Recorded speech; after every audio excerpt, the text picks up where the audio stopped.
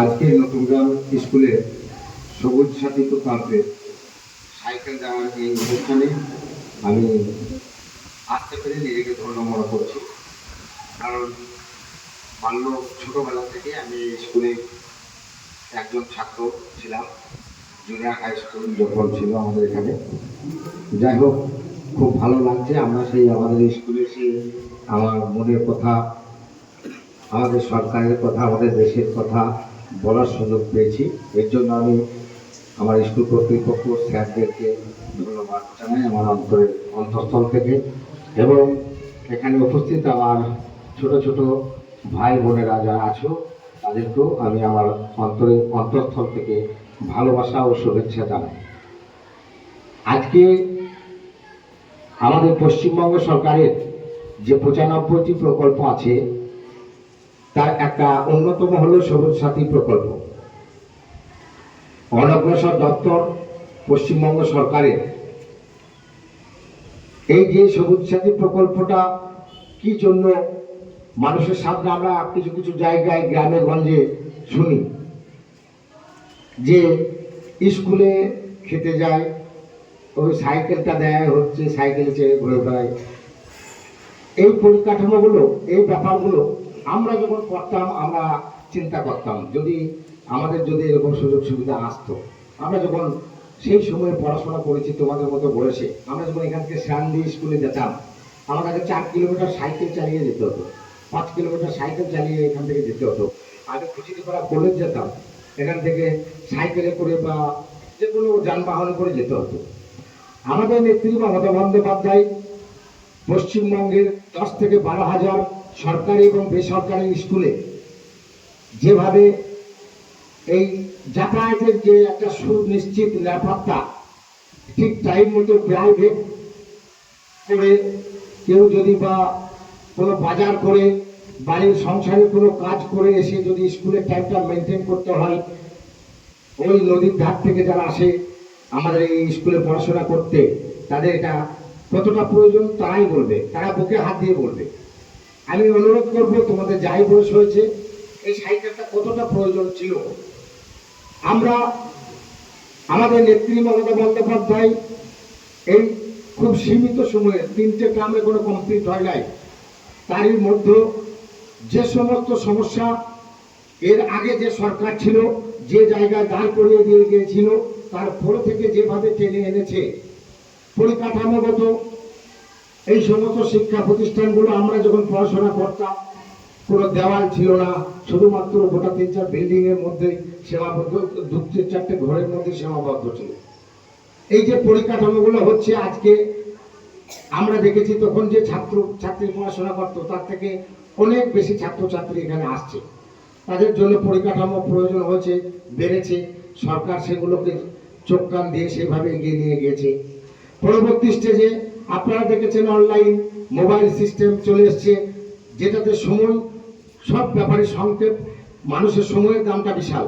তো সময়টাকে যাতে ঠিক করা যায় তার জন্য সারা বিশ্ব যেভাবে এগোচ্ছে আধুনিকতার দিকে, আমাদের সরকারও ঠিক সেইভাবে এই সমস্ত 95টা প্রকল্প ঠিক ওইভাবেই নিয়ে এসছে, যেগুলো আজকে কোনো মানুষের এমন কেউ বলতে পারবে না পশ্চিমবঙ্গের প্রত্যেকটা গ্রাম থেকে শহর যে আমাদের যে বর্তমান সরকার চলছে, আমাদের যে নেত্রী যে সুন্দর এই যে সুস্থভাবে চলছে, তার মধ্যে প্রত্যেকটা বাড়িতে একটা প্রকল্প যে নাই কেউ বলতে পারবে না।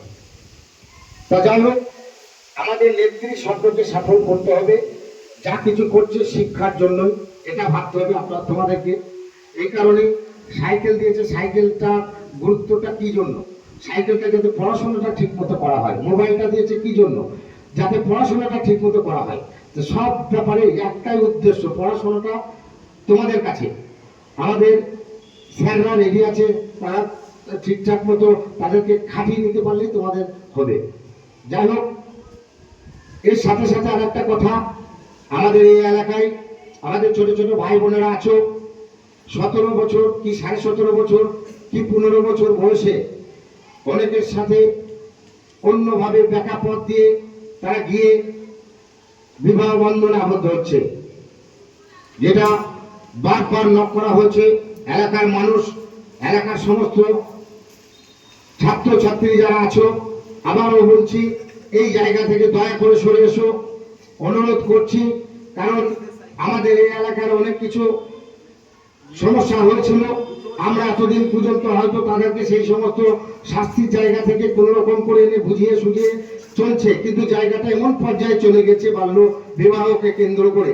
আমাদের অঞ্চলে আমরা যারা বিভিন্ন সমাজসেবক হিসাবে কাজ করে বেড়াই এবং প্রশাসনিক স্তরে যারা কাজ করে বেড়াই, প্রত্যেকটা মিটিংয়ে বাল্য বিবাহকে কেন্দ্র করে আমাদের এই এলাকাকে ভৎসনা করা হয়। আমি অনুরোধ করব তোমাদেরকে আবারও, মোবাইলের এই যুগে দাঁড়িয়ে পড়াশোনার মাধ্যমে এই স্কুলকে কেন্দ্র করে অনেকে বাল্য বিবাহের সাথে ব্যাঘাত দিয়ে চলে যাচ্ছ, এটা কিন্তু আইনিগতভাবে আগামী দিনে পদক্ষেপ নেওয়ার জন্য আমরাও কিন্তু দ্বিধা করব না। তাই অনুরোধ করছি তোমাদেরকে, দয়া করে 18 বছরের পর চিন্তা ভাবনা করবে, তোমাদের পাশে আমরা থাকবো। তোমরা যদি সেই ধরনের ব্যাকআপ পথে হাঁটো, 18 বছরটা কমপ্লিট করো, অনুরোধ করছি তোমাদেরকে আবারও। কারণ যদি না হয়, আমার এলাকায় যা যা ঘটনা ঘটেছে, আমাদের 27টা গ্রামে আমি যে সমস্ত গ্রামগুলো দেখাশোনা করি, সেই গ্রামগুলোতে আগের থেকে অনেকটা কমিয়ে আনা হয়েছে। আমার এই এলাকাতে আবার ধীরে ধীরে সেটা যাচ্ছে। আমি অনুরোধ করছি আবারও তোমাদেরকে, যদি সোজা লাইনে না হয় ব্যাকআপ পথ যেতে হবে, আইন আছে এর জন্য। আমরা চাইছি না এই ধরনের জায়গায় যেতে। বাল্য বিবাহ 18 বছরের পর হবে। আমাদের সরকার প্রকল্প এনেছে, বিবাহের সময় যে সময় আত্মীয়ের মতো আপনাদের পাশে, তোমার গার্জেনদের পাশে দাঁড়াবে কন্যাশ্রী রূপশ্রীর মাধ্যমে। সেটা তো তোমরা জানো কেন করেছে আমার নেত্রী, আমাদের সরকার কেন এটা করেছে। কোটি কোটি লক্ষ লক্ষ টাকা এটা কি জন্য দিচ্ছে বাধ্যবে, কারণ এই বাল্য বিবাহটাকে রোধ করার জন্য।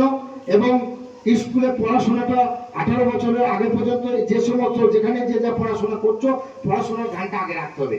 হ্যাঁ, যেটা যে ধরনের ব্যাকআপ পথে হাঁটছো, 18 বছর পেরিয়ে যাক, যদি কেউ কোনো সমস্যা করে তখন তোমরা কেউ কিছু করতে পারবে না। তখন একটা জিনিস, একটু ধৈর্য, জাস্ট আমি বেশি জ্ঞান দিচ্ছি না গো, ভালোভাবে ভদ্রভাবে আমাদের স্যাররা আছেন, স্যারটাকে অনুরোধ করবো আপনারা আপনাদের মতো সাধ্য মতো জিনিসগুলো বোঝাবেন, বলবেন। আমি জানিও হয়তো বলেন, কিন্তু তারপরেও এই ধরনের জিনিসগুলো ঘটছে, সেটা আমাদের ছাত্রছাত্রীরাই দায়ী আমি বলবো। যাই হোক, আগামী দিনে যাতে সুস্থভাবে এই স্কুলে পড়াশোনা পঠন পাঠন ঠিকঠাক মতো হয় এবং তোমরাও ভালো করে পড়াশোনা করো, এইটুকু আশা রেখে আমি আমার ছোট্ট বক্তব্য শেষ করছি।